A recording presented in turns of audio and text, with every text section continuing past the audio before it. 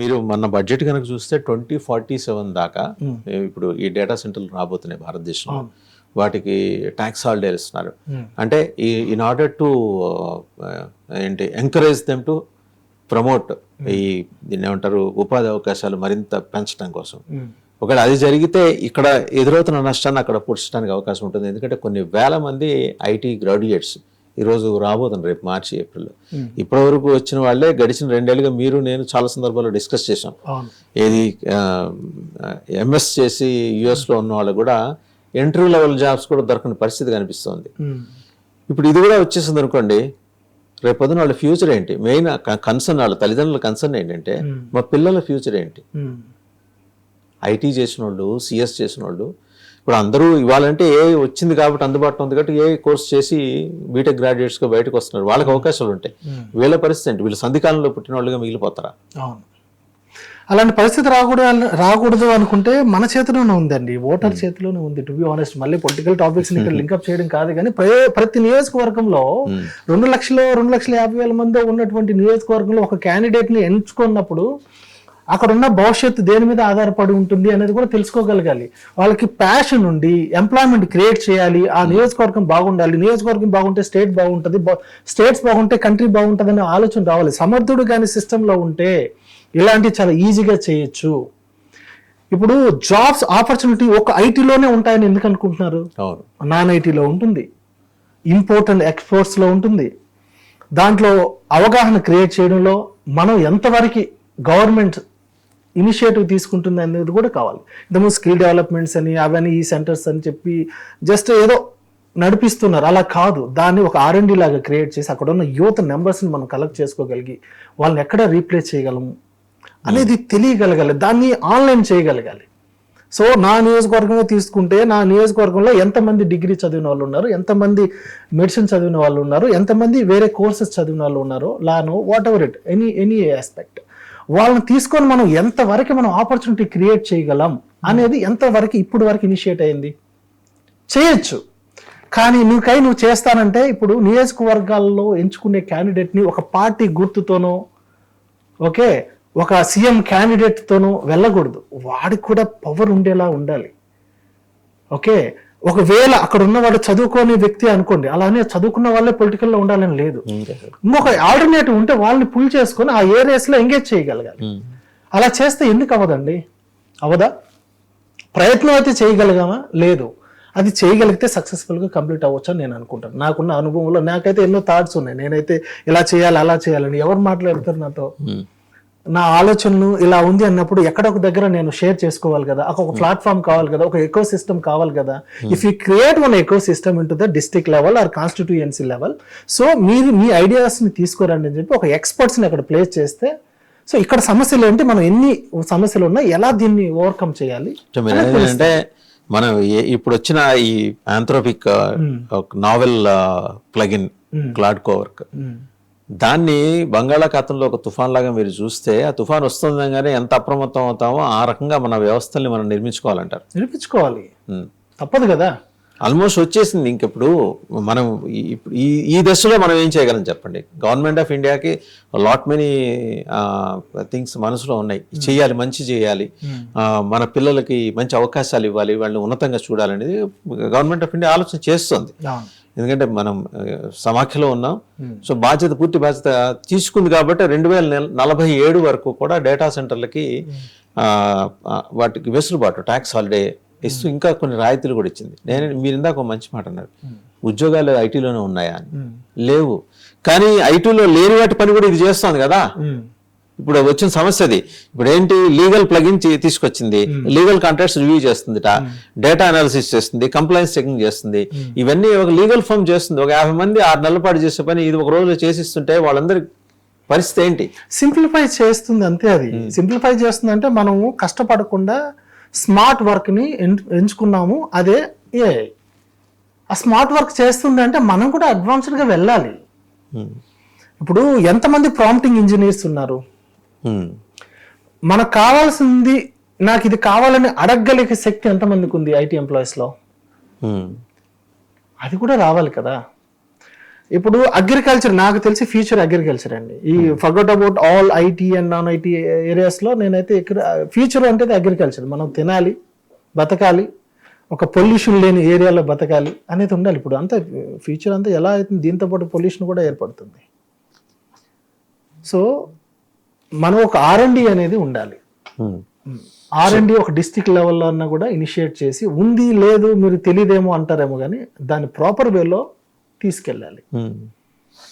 So ఇప్పుడు కనుక చూస్తే సార్, ఒక్క రోజులోనే మన ఐటీ కంపెనీల మార్కెట్ విలువ 2 లక్షల కోట్ల వరకు తుడిచిపెట్టుకుపోయింది. నేను చెప్పేది మొన్నటి రోజు సంగతి. ఆంథ్రోపిక్ లాంటి సంస్థలు తీసుకొస్తున్న ఆధునిక టూల్స్ వల్ల గ్లోబల్ టెక్ రంగంలో పోటీ మరింత పెరుగుతుంది. ఆ పోటీకి సరే ఇవ్వగల కాంపిటెన్స్ మన భారతీయ కంపెనీలకు ఉందా? ఈరోజు మీరు మళ్ళీ చెప్తారు ఇంప్రూవ్ చేసుకోవాలి, బట్ యాజ్ ఇట్ ఈస్గా అలాంటి థ్రెట్ అక్కడెక్కడో కనిపిస్తున్నప్పుడు ముందుగానే మనం ఒక ఇది పెట్టుకుంటాం కదా, కత్తి దాడి జరుగుతుందని కానీ అడ్డంగా ఏదో షీల్డ్ పెట్టుకుంటాం. అలాంటి షీల్డ్ మనం రెడీగా పెట్టుకున్నామా మన ఐటీ కంపెనీలు, మన ఐటీ దిగ్గజాలు? ఇప్పుడు ఐటీ కంపెనీస్లో ఇది కాంట్రవర్సీ అవుతుందేమో నాకు తెలియదు కానీ ఐటీ కంపెనీస్లో చాలా పెద్ద నేమ్స్ ఉన్నాయి. నాకు నేమ్స్ యూజ్ చేయకుండా కంపెనీ చేస్తున్నాం, మీకు తెలుసు. మైక్రోసాఫ్ట్ కావచ్చు, గూగుల్ కావచ్చు, మన ఇండియన్ నుంచి ఉన్న వాళ్ళు. వీళ్ళని ఎంతమంది అడ్వైజెస్ తీసుకొని మన దేశానికి ఉపయోగపడేలాగా మీరు ఇక్కడ రండి, మిమ్మల్ని నేను ప్రొటెక్ట్ చేస్తానని చెప్పి ఏ గవర్నమెంట్ సర్వీసెస్ ఎంతవరకు సపోర్ట్ చేసే లేదో తెలియదు కానీ ఇప్పుడన్నా మేల్కొని ఎవరైనా నైపుణ్యత ఉండి సామాన్యుడికి కాకుండా సమర్థుడికి అవకాశాలు ఇస్తే మన దేశం బాగుంటుంది. సో నేనే హైలైట్ అవ్వాలి, నేనే కనపడాలి, వీళ్ళని కనపడకుండా షాడోలాగా పెట్టుకోవాలని ఐటీ రంగంలో కావచ్చు, పబ్లిక్లో కావచ్చు, పొలిటికల్లో కావచ్చు, ఏ ఏరియాస్లో కానీ అనుకుంటే దాని యొక్క పరిణామం మన దేశ భవిష్యత్తు అనేది రోజు రోజుకి తగ్గుతూనే ఉంటుంది. అలా అని చెప్పి ఇప్పుడు మనం ఏమి తక్కువ ఫెసిలిటీస్ లేవు, అన్నీ ఉన్నాయి కానీ ప్రాపర్ వేలో ఉపయోగించుకోవట్లేదు అనేది కొన్ని విషయాల్లో నాకు అనిపిస్తుంది. రైట్ పర్సన్స్ రైట్ ప్లేస్లో పెడితే మనం రిజల్ట్ ఎక్స్పెక్ట్ చేయొచ్చు. దానికి సంబంధం లేని వాళ్ళని ఎక్కడంటే అక్కడ దాంట్లో ఇప్పుడు ఐటీ మినిస్టర్ అనుకోండి, దాని ఏరియాలో ఎక్స్పర్ట్స్ని తీసుకోగలిగితే వాళ్ళకు ఉన్నటువంటి నాలెడ్జ్ డబుల్ అవుతుంది.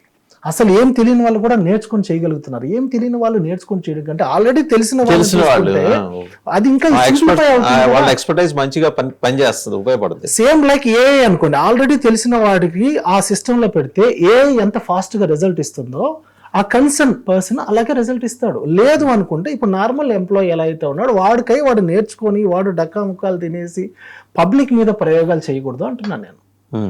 ఎంతమంది ఎక్స్పర్ట్స్ లేరండి మన ఇండియాలో? దీనికంటే కూడా ఎన్నో సర్చింగ్ ఇంజిన్స్, నేను ఎప్పుడు లాస్ట్ టైం చెప్పాను, సర్చింగ్ ఇంజిన్స్ ఒక గూగులే కాదు, నెంబర్ ఆఫ్ ప్లాట్ఫామ్స్ ఉన్నాయి. వాళ్ళని ఎంతవరకు మనం ఫండ్స్ ఇచ్చి వాళ్ళకి సపోర్ట్ చేస్తున్నాం అనేది చూడాలి. ఒక R&D వస్తే నీకు ఎవరు టాలెంట్ స్కిల్ పర్సన్స్ తెలుస్తుంది. ప్రతి ఏరియాస్లో ఒక R&D క్రియేట్ చేయొచ్చు అండి. IT, non IT, agriculture, every ఆస్పెక్ట్లో చూడొచ్చు. బట్ అది ఎంతవరకు సక్సెస్ అవుతుందో చూడాలి. అండ్ రెండోది ఎలాగో ట్రేడ్కి సంబంధించిన వ్యవహారమే. ఇప్పుడు మనం కనుక చూస్తే last week European union president Ursula madam, ఆవిడతో వచ్చిన తర్వాత మదర్ ఆఫ్ ఆల్ డీల్స్ అంటూ వచ్చి ఆవిడ అన్ని రంగాల్లోనూ పెట్టుకుంది. డిఫెన్స్, ఐటీ కూడా పెట్టుకుంది.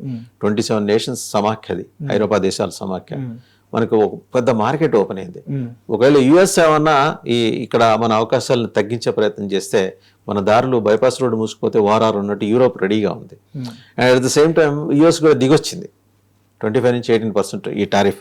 ఈ సేవా రంగంలో యుఎస్ నుంచి రాబోయే రోజుల్లో అంటే నేను in the Wake of AI, advent of AI నేను అడుగుతున్నాను, రాబోయే రోజుల్లో ఎక్కడైనా కొంచెం నట్లు బిగించింది అనుకోండి, మనకి యూరోపియన్ మార్కెట్ ఓపెన్ అవుతుందా ఐటీ సర్వీసెస్ కోసం అని?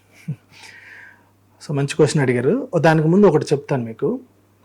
ఇప్పుడు రష్యాతో మనం ఆయిల్ పర్చేజ్ చేయమని చెప్తాం. బ్యారియర్ అంటారా? What barrel. సో ఆ బ్యారెల్ వచ్చేసి $55. ఓకే, మనకి ఇస్తుంది 50 or 55. What about US? వాళ్ళు ఏమంటున్నారు, $16 ఎక్స్ట్రాకి మనం వాళ్ళ దగ్గర తీసుకోవాలని చెప్పి ఇన్ని రోజులు మన మీద ఒక ప్రెజర్ తీసుకొచ్చారు. 50 నుంచి 18% వచ్చింది. జస్ట్ అది ఇంకా 4 daysలో నాకు తెలిసి అఫీషియల్ గా ఎగ్జిక్యూట్ అవుతుంది. If there are any chances దాంట్లో ఉన్న కొన్ని మోడిఫికేషన్స్ కూడా చేయొచ్చు కూడా. ఇప్పుడు can you imagine that barrel కదా, ఒక $50 ఇక్కడ తీసుకున్న దాన్ని యుఎస్ మనకు ఆఫర్ చేస్తుంది $16 ఎక్స్ట్రా అంటే కెన్ యూ ఇమాజిన్ 1 yearలో ఎంత ఉండొచ్చు అని? It's about 70,000 crores. Every year we are going to lose that funds if we are going to take this opportunity with US. ఇది ఒక ఎడం చేత్తో ఇచ్చి కుడి చేత్తో లాగేసినట్లు ఉమ్. 70,000 crores నువ్వు లాస్ అవుతున్నావు. అది ఎంత వరకు మనకేమనిపిస్తుంది అంటే $16 కదా అనిపిస్తుంది, చాలా చిన్నగానే అనిపిస్తుంది. యూరోపియన్ మార్కెట్ కావచ్చు, 27 కంట్రీస్ డిపెండెన్సీ కావచ్చు, లేకపోతే ఏషియన్ మార్కెట్. సో ఇవన్నీ ఎలా ఉంటుందంటే ఎండ్ ఆఫ్ ద డే మనం ఒక మార్కెట్నే చూస్తున్నాం, దాంట్లో ఉన్నటువంటి ఏఐ ఫెసిలిటీస్ వీటిల్ని ఈ ప్రమాదానికి గురి కాకుండా చూడగలిగితే మన మధ్యతర వ్యక్తుల్ని, సామాన్యుల్ని మనం ప్రొటెక్ట్ చేసుకోగలం. హై లెవెల్ ఉన్నటువంటి బిలియనియర్స్ అండ్ బిజినెస్ క్యాండిడేట్స్ సేఫ్గా ఉన్నారు. మనం సామాన్యుల మీద ఎక్కువ దృష్టి పెట్టాలి. ఎగ్జాంపుల్ అదొకటే, మీరు ఒకటే ఆలోచించండి. యూరోపియన్ మార్కెట్ అన్నారు, ఇంపాక్ట్ ఉంటుందా అంటున్నారు. ఇవన్నీ వాళ్ళకి ఇన్ఫర్మేషన్ విత్ ఇన్ సెకండ్ లో వచ్చేస్తున్నాయి. ఎలా వస్తున్నాయి? Based on available data. ఆ డేటాని ఎవరు యూజ్ చేస్తున్నారు? ఇప్పుడు నాకు తెలియదు ఈరోజు షేర్స్ పెరుగుతాయా లేదని. రీసెంట్ గా 2 days back, February 2nd I think, it went to 30-40 share ఉన్నది, ఆల్మోస్ట్ 1300 వెళ్ళిపోయింది. అంటే if you talk about 10 lakhs ఉండిందంటే your amount will be almost about 2 crores within 1 day. ఒక రోజులో కానీ ఆవిరవటం కూడా అలాగే అవుతుంది. అలాగే నేను చెప్తుంది ఒక సైడ్ పెరుగుతుంది అని, తగ్గుతున్న సైడ్ వాళ్ళ పరిస్థితి ఏంటి? భరించగలరా? ఇది ఇన్ఫర్మేషన్ కొంతవరకే తెలుస్తుంది, అందరికి సామాన్యుడికి రాదండి ఆ ఇన్ఫర్మేషన్. సామాన్యుడికి కూడా అందుబాటులో ఉండాలి అంటే, వాళ్ళని అప్రమత్తం చేయాలి అంటే, ఇలాంటి గవర్నమెంట్ సర్వీసెస్ కానీ, ఇలాంటి ప్లాట్ఫామ్స్ కానీ ఎక్కడికైతే మనం వెళ్తే మనకి ఇన్ఫర్మేషన్ దొరుకుతుందో అంటే ఒక ప్లాట్ఫామ్ క్రియేట్ చేస్తే అప్పుడు వీళ్ళు ప్రొటెక్ట్ అవుతారు, అందరూ సామాన్యంగా ఉంటారు, అందరికి సమానత్వం దొరుకుతుంది. ఇక్కడ ఏంటంటే సామాన్యుడు లాస్ అవుతాడు, ధనవంతుడు లాభపడుతున్నాడు. అలాంటిది ఈ ఆర్టిఫిషియల్ ఇంటెలిజెన్స్ లోనే ఒక ఎగ్జాంపుల్. అలాగా ఎన్నో విషయాల్లో కూడా ఆర్టిఫిషియల్ ఇంటెలిజెన్స్ మీద డిపెండ్ అయ్యేటప్పుడు మన డేటా చాలా ప్రొటెక్టివ్గా ఉండాలి.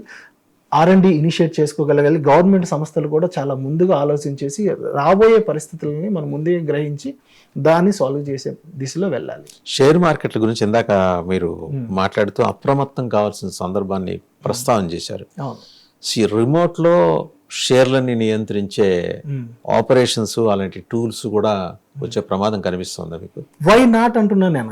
ఇలాంటి టూల్సే మనం ఇక్కడ చూస్తున్నప్పుడు అక్కడ ఈ రావని ఎందుకు అనుకుంటున్నారు? సో వీళ్ళు ఏం చెప్తారంటే ఇది గ్లోబల్ మార్కెట్, అంత ఈజీగా కాదు, అంత హ్యాక్ చేయలేరు అంటున్నారు. మరి ఇలాంటి నా పర్సనల్ డేటాని మీరు ఎలా హ్యాక్ చేస్తున్నారు? నేనే ఇస్తున్నాను కదా, నన్నే నా డేటాని ఇచ్చేలా చేస్తున్నారు కదా. మరి ఇది ఇలా జరుగుతున్నప్పుడు దాన్ని రిస్ట్రిక్ట్ చేయకపోతే, అడ్డమైనటువంటి పోస్టులు కానీ, అడ్డమైనటువంటి డేటాను కానీ ఒక పబ్లిక్ ఫోరంలో పెడుతున్నారనుకో, దాన్ని అరేంజ్ చేయకుండా, దాన్ని రిస్ట్రిక్ట్ చేయకుండా, వీళ్ళ పనిలో వీళ్ళుంటే దాని పని తను చేసుకుంటూ పోతుంది. దాన్ని మనం రిస్ట్రిక్ట్ చేయగలిగితే, డేటాని, అన్వాంటెడ్ డేటాని, డేంజరస్ డేటాని మనము రిస్ట్రిక్ట్ చేయకపోతే, మానిటర్ చేయకపోతే చాలా ప్రమాదం కంట్రీకి. దాంట్లో మనము ఒక విధంగా చెప్పాలంటే మనం నేర్చుకునే లోపల జరగాల్సిన డ్యామేజ్ జరిగిపోతుంది. సామాన్యుడికి తెలియని విషయాలని మనము తెలిసిన వాళ్ళన్నా అట్లీస్ట్ అప్రమత్తంగా ఉండి వీళ్ళకి హెల్ప్ చేయగలగాలి. అదే కదా మనల్ని నమ్మి మనకు అవకాశాలు ఇస్తున్నప్పుడు. ఇది నీకు సంబంధం లేదు. ఇప్పుడు పెద్ద పెద్ద బడా బిలియనర్స్కి ఏదైనా లాస్ అయితే వీళ్ళు సబ్సిడీ ఇస్తారు. నార్మల్ పీపుల్కి ఏమి ఇస్తున్నారు మీరు? వాళ్ళ దగ్గర మల్టిపుల్ టైమ్స్ ట్యాక్స్ కట్టించుకోవడం కాకపోతే. సో నేను గవర్నమెంట్ అనట్లేదు, సో ప్రాసెస్ అంటున్నాను. We have to be monitor very closely, channelise చేయాలి అంటున్నాను. ఇప్పుడు మీరు ఇందాక అన్నారు సామాన్యులు నష్టపోతున్నారు ఇటువంటి కొత్త కొత్త ఏఐ రిలేటెడ్ తెలివితేటలు ఉపయోగించే కొంతమంది దుర్మార్గుల వల్ల. నేనేది ఏంటంటే సామాన్యులు కాదు, మంచి మేధస్సున్న సైంటిస్టులు, డాక్టర్లు, ఇంజనీర్లు కూడా ఈ డిజిటల్ అరెస్టుల పేరుతోటి వాళ్ళు లక్షల కోట్లు పోగొట్టుకుంటున్న పరిస్థితి. అసలు ఎలా వెళ్తుంది నాకు అర్థం కాదండి. ఒక ఓల్డ్ ఏజ్ కపుల్ ఉంటారు, ఇంట్లో వాళ్ళిద్దరే ఉన్నారనే సమాచారం ఎక్కడో నైజీరియాలో కూర్చున్నవాడు, లేకపోతే ఇక్కడ ఇండోనేషియాలో కూర్చున్నవాడికి ఎలా వెళ్తుంది? వాడు అక్కడి నుంచి రిమోట్లో ఎలా ఆపరేట్ చేసి ఒక రూమ్ క్రియేట్ చేసి ఒక జడ్జి, ఒక పోలీస్ ఆఫీసర్, అంబియన్స్, మీరు ఎక్కడికి కదలడానికి వీల్లేదు అని ఎలా చేయగలుగుతున్నారు వాడు? అసలు ఇక్కడ డేటా ఈ బ్యాంకులో ఫలానా ఒక పెద్ద ఆయన దగ్గర ఒక 50 కోట్లు ఉన్నాయంటే ఆ డేటా ఇండోనేషియాలో ఉన్నవాడికి, ఇథియోపియాలో ఉన్నవాడికి, నైజీరియాలో ఉన్నవాడికి, లేకపోతే టోలీ చౌక్లో ఉన్న నైజీరియన్ కాలనీస్లో నివసించే వాళ్ళకి ఎట్లా తెలుస్తుంది? ఇంతకుముందు మీరు సింపుల్గా చెప్పాలంటే ఫేస్బుక్లో ఎవరైనా పోస్ట్ చేసి నేను సెల్ఫీ తీసేసుకొని నేను ఇక్కడ ఉన్నానని చెప్తే దొంగలు వెళ్ళేసి ఆ ఇంట్లో వీళ్ళు లేరని తెలుసుకొని ఏదో చేసేవాళ్ళు. ఇప్పుడు ఏం జరుగుతుంది, మీరు ఏమి కొన్నా సోషల్ మీడియాలో పెట్టేస్తున్నారు. అంటే ఇండైరెక్ట్ గా మీరు ఏం పోస్ట్ చేయాల్సిన అవసరం లేదు. మీ ఫ్లైట్ టికెట్స్ దగ్గర నుంచి మీ డేటా ఎక్కడైతే లింక్ అయి ఉంటుందో మీకు తెలియకుండానే ఆధార్ కార్డుతో లింక్ అయి ఉంటుంది, మొబైల్తో లింక్ అయి ఉంటుంది, మీ ట్రావెల్ హిస్టరీ కూడా వస్తుంది. అదే చెప్తుంది, చాలా జాగ్రత్తగా ఉండాలి. ఏ డేటాని ఎక్కడ ప్లేస్ చేయాలో అక్కడే చేయాలి. అన్వాంటెడ్ డేటాని ప్లేస్ చేయడం దేనికి? ఇప్పుడు ఈ రోజు డేటా మొబైల్లో టైప్ చేసుకోవటం కూడా అంత మంచి పరిణామంలా కనిపించట్లేదు. అంటే ఇదివరకంటే ఎక్కడికక్కడ రాసుకునేవాళ్ళు, ఇప్పుడు అన్ని చోట్లకి రాసుకుని తీసుకెళ్ళగలే అవకాశం లేకపోవటం వల్ల ఇది ఒకటి ఉంది కదా మన చేతిలో, సింపుల్ గా ఇదే అసలు భగవద్గీత అన్నట్టు దాంట్లోనే అన్ని మనం రాసుకుంటూ వెళ్ళిపోతే ప్రమాదం కదా. అంటే డిస్కరేజ్ చేయాలి కదా. ఇప్పుడు మనం ఒక మొబైల్ తీసుకుంటున్నప్పుడు మనకు సంబంధం లేకపోతే దాంట్లో 40-50 యాప్స్ ఉంటాయి. అవి ఏం చేస్తుంటాయి తెలియదు. ఇందాక మీరు ప్రస్తావన చేశారు, అవి వెనకాల నుంచి మనల్ని రీడ్ చేస్తుంటాయి అన్నారు. ఇలాంటి యాప్స్ రీడ్ చేస్తుంటాయని in the interest of the nation ప్రభుత్వమే చేయొచ్చు కదా ప్రకటన, అప్రమత్తం చేయొచ్చు కదా. వీళ్ళకి అవగాహన ఉండాలి కదా ప్రభుత్వం చేయాలంటే. First of all you should understand the system, what exactly happening. So అలా తెలియకుండా ఆ సిస్టంలో పెట్టినప్పుడు వాళ్ళు ఎప్పుడు కూడా నేను ఈ గవర్నమెంట్ వచ్చాను నెక్స్ట్ గవర్నమెంట్కి రావాలంటే ఏం చేయాలి. సో ఇలాంటి మీద పెడుతున్నారే తప్ప పబ్లిక్ ప్రొటెక్షన్ మీద, డేటా మీద ఎంతవరకు వీళ్ళు దృష్టి పెడుతున్నారో తెలియదు. వీళ్ళకి ఏమి నాలెడ్జ్ దాని మీద అప్లై చేస్తారండి, అది నేను అంటుంది. అసలు ఈ డిజిటల్ అరెస్టులు చెప్పండి సార్. నాకు అర్థం కాని విషయం ఏంటంటే ప్రతిరోజు పాప ఏ మాట కాబట్టి ఇప్పుడు మన హైదరాబాద్ పోలీస్ కమిషనర్ ఆయన హెచ్చరిస్తూనే ఉంటారు, జాగ్రత్తగా ఉంటారు జాగ్రత్తగా ఉంటారు. ఆయన అసలు సోషల్ మీడియాలో ఆయన అంత యాక్టివ్గా ఎవరు ఉండరు, ఆయన అప్రమత్తం చేస్తుంటారు. ప్రత్యేకించి కొన్ని యాప్స్ ఉన్నాయి చూసారా, ఈ లాటరీ యాప్స్ మీద ఆయన చేసిన అప్రమత్తత వల్ల చాలా మంది సేవ్ అయ్యారు. బట్ ఎంతసేపు ఆయన ఒక్కడే చేయలేడు కదా, ఇది సిస్టమ్ చేయాలి. అందుకే ఎకో సిస్టమ్ అలా క్రియేట్ చేయాలంటున్నాను నేను. అలా కాకుండా ఇప్పుడు సిగరెట్ తాగితే హానికరం, మందు తాగితే హానికరం అని దాని మీద రాయడం కాదు, దాన్ని ఎంతవరకు రిస్ట్రిక్ట్ చేయగలుగుతున్నావు అనేది ఇంపార్టెంట్. నువ్వు పబ్లిక్ లో అవైలబిలిటీ ఉండేలాగా ఇచ్చేసి నువ్వు అది తాగొద్దంటే ఎట్లా?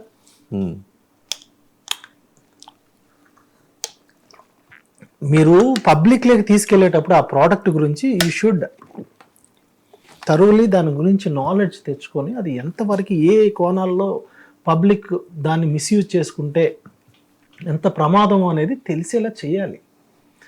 ఒక డిగ్రీ చదువుకున్న, పిహెచ్డి చదువుకున్నంత మాత్రాన యాప్స్లో బిహైండ్ ఏం జరుగుతుందో తెలియనంత ఎంతో ఉంటాయి కదా. అంటే యూఆర్ అంటే డొమైన్ ఎక్స్పర్ట్, మీకు తెలుస్తుంది. ఇప్పుడు ఈ illiterates in this technology may not be knowing కదా, though they are PhDs, though they are doctors and engineers. Particular గా మీరు ఈ రంగానికి చెందిన వాళ్ళు కాబట్టి మీకు తెలుసు ఈ యాప్ తోటి మనకి సమస్య ఉందని. But what about the others? కొన్ని కోట్ల మంది ఉన్నారు, వాళ్ళని ఎలా సెన్సిటైజ్ చేయాలి? ఇప్పుడు కొంతమంది పొలిటికల్ లీడర్స్ కొంతమంది మాట్లాడుతున్నారు, మీరు ఏ టాబ్లెట్ వేసుకోవాలని కూడా మీకు ఏ చెప్పేస్తుంది అని. ఎందుకు అంత బిజీ ఉంటామా? అన్ని ఇచ్చేస్తామా దానికి? మీరు ఏ టాబ్లెట్ వేసుకోవాలనో దానికి చెప్పి, మీకు ఏ డిసీజెస్ ఉన్నాయో దానికి చెప్పి, మీరు ఏ పరిస్థితిలో ఉన్నారో దానికి చెప్పి, మీ ప్రాణాలు దాని చేతిలో పెడుతున్నారు. కొంతమంది చాట్‌జీపీటీని ఫాలో అయిపోయి వాళ్ళు ఇష్టం వచ్చినట్టు మెడిసిన్స్ డాక్టర్ దగ్గరికి వెళ్ళకోకుండా వేసుకొని ఎంతమంది ప్రాణాలు కోల్పోయారు తెలుసా? ఇలాంటి పరిస్థితులు రాకూడదు. మనం వాళ్ళకి ఏదైనా ఒక అడ్వైజెస్ ఇచ్చే ముందు దాని యొక్క పరిణామాలు ఎలా ఉంటాయో కూడా మనం ముందుగానే ఆలోచించగలగాలి. అది ఎవరు చేయగలరంటే, ఆ వర్డ్స్ ఎవరు చెప్పాలంటే దాంట్లో ఉన్నట్టు ఎక్స్పర్ట్స్ చెప్పాలి. ఏదో మైలేజ్ కోసం మనం పబ్లిక్ లేదంటే అది మాట్లాడేయడం కాదు, ఆ ఎక్స్పర్ట్స్ చెప్పగలగాలి. వాళ్ళతోనే చెప్పించండి. మీరు ఎందుకంటే ప్రతి ఒక్కటి హైలైట్ అవ్వడానికి ఏదో చెప్తున్నారు. నేను కొన్ని ఛానల్స్లో విన్నాను కానీ, బట్ మీకు ఫ్యూచర్లో ఇలాంటి సర్వీసెస్ వచ్చేస్తున్నాయి, మీరు ఏం లేదు, మీరు జస్ట్ ఇది కొట్టేస్తే మీకు కావాల్సింది వచ్చేస్తుందని. Just indirectly you are giving your data in to the AI. That is not at all good. మరి నిజంగా అంత బిజీగా ఉంటే మనం ఏం చేయలేం. వాళ్ళు అంత బిజీ ఉండిపోయి మీ ట్యాబ్లెట్లు ఏ టైంకి వేసుకోవాలనేది అంటే ఒక అలారం పెట్టుకొని వేసుకోవచ్చు అంతే, కానీ మీ డేటా ఇవ్వద్దు అంటున్నాను. ఆ ఏరియాలో చెప్పడం కూడా కరెక్టే కావచ్చు, కానీ దాన్ని ఎలా ఉపయోగించుకుంటున్నారు అనేది ఇంపార్టెంట్. ఇప్పుడు ఇంకోటి భాస్కర్ గారు, ఇప్పుడు ఈ సర్వీస్ బేస్డ్ గా మనం బ్యాంక్ అయింది యుఎస్ మీద, యూరోప్ మీద. వాటి కంపెనీలకు data processing, legal support, customer service, ఈ మూడిట్లో ఎక్కువ లీగల్ సపోర్ట్ ప్రధానంగా ఉంది. ఎందుకంటే అక్కడ అటార్నీస్ అందరూ మన మీద బ్యాంక్ అయి ఉన్నారు యుఎస్ లో, maximum attorneys. And number of my friends are there as attorneys. And వాళ్ళ సర్వీసెస్ అన్ని ఇక్కడ వాళ్ళకి ఇచ్చున్నారు. ఎందుకంటే అక్కడైతే డాలర్లో ఇచ్చుకోవాలి, ఇక్కడ రూపాయలు ఇచ్చుకుంటే అయిపోతుంది కదా. ఇప్పుడు ఇవన్నీ ఎగిరిపోతున్నాయి. ఆయనే చేసుకుంటే అక్కడ కూర్చుని అటార్నీసే చేసుకునే పరిస్థితి ఉంటే వీళ్ళ పరిస్థితి అండి. ఇప్పుడు ఎంట్రీ లెవెల్ జాబ్స్ లేకపోగా ఉన్న జాబ్స్ ఎగిరిపోయే పరిస్థితి. ఇంత డెర్త్ క్రియేట్ అవుతుంది. ఈ లోటుని అడ్రస్ చేయడానికి మనకి ఆల్టర్నేటివ్ మెకానిజం ఉందా? ఓఆర్ఆర్ మూసుకుపోయింది అనుకోండి, ఈ బైపాస్ రోడ్ మూసుకుపోతే ఓఆర్ఆర్ ఉంది మనకి. ఐటీ కూడా అలాంటివి ఏమైనా ఉన్నాయా ఓఆర్ఆర్స్? ఒక ప్రాబ్లం వస్తుందంటే మనం ఐడెంటిఫై చేయగలగాలి. ఈ సమస్య వస్తుందంటే ముందుగానే మనం గ్రహించాలి. ఓకే, ఇలాంటి పరిస్థితి వచ్చి మన ఎకానమీ, ఇండియన్ ఎకానమీ దెబ్బతింటుంది అన్నప్పుడు అక్కడ లే ఆఫ్స్ అయితే ఆటోమేటిక్గా ఫ్లో లేనప్పుడు ఇన్కమ్ అనేది లాస్ అవుతుంది, ఆటోమేటిక్గా కంట్రీ మీద ఎఫెక్ట్ పడుతుంది. అలాంటి జరుగుతున్నప్పుడు కొన్ని యాప్స్ని, మన ఇండియన్ బేస్డ్ యాప్స్ని మనం ఆపరేట్ చేసుకుందాం. దాన్ని అవుట్ ఆఫ్ కంట్రీస్ని కొంచెం రిస్ట్రిక్ట్ చేద్దాం.